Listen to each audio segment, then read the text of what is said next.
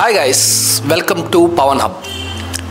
Guys, రీసెంట్గా ఒక news చూశాను. అది న్యూస్ ఎంత భయంకరంగా ఉందంటే, మహేష్ బాబుతో డైలాగ్ ఉన్నది. అదేంటంటే, సినిమాల ప్రభావం ఎలా ఉందో కానీ పంచ్ డైలాగుల ప్రభావం మాత్రం జనాల మీద చాలా ఉందని చెప్పి. సినిమాల ప్రభావం జనాల మీద ఎంత ఉందో తెలియదు కానీ పంచ్ డైలాగుల ప్రభావం గట్టిగా ఉంది. అయితే ఈ విధంగానే రీసెంట్గా ఒక హత్య జరిగింది.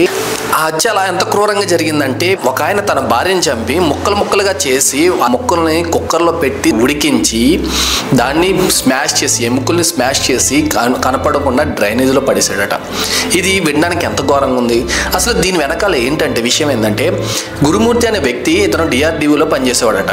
అయితే తన భార్యకి ఎక్స్ట్రా మ్యారిటల్ అఫైర్స్ అంటే ఏదైనా అక్రమ సంబంధాలు ఉన్న అనుమానంతో ఆమెని చంపేసి అత్యంత క్రూరంగా జిగుప్సాకరంగా ఇటువంటి మర్డర్ అంటే ఆనవాళ్ళు తెలియకుండా ఉండడం కోసం ఇటువంటి మర్డర్ చేశానని చెప్పి తను చెప్పాడు. దీని మొత్తానికి ఇన్స్పిరేషన్ ఏంటంటే, సూక్ష్మదర్శిని అని చెప్పి ఒక మలయాళం సినిమా ఒకటి ఉంది. ఆ మలయాళం సినిమాని బేస్ చేసుకుని ఈ విధంగా తను చేశానని చెప్తున్నాడు. ఆ సినిమాలో కూడా ఇటువంటి ఒక సీన్ ఉంటుందట.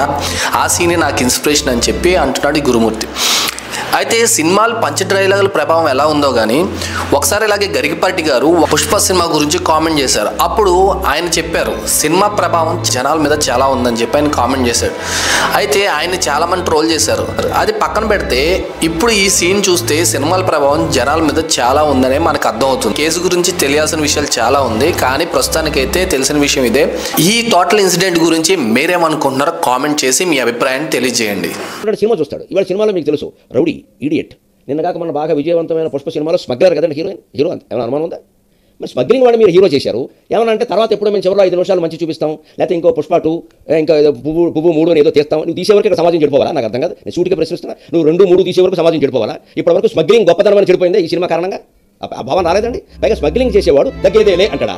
అది పెద్ద ఉపనిషత్ సూక్తి అయిపోయింది.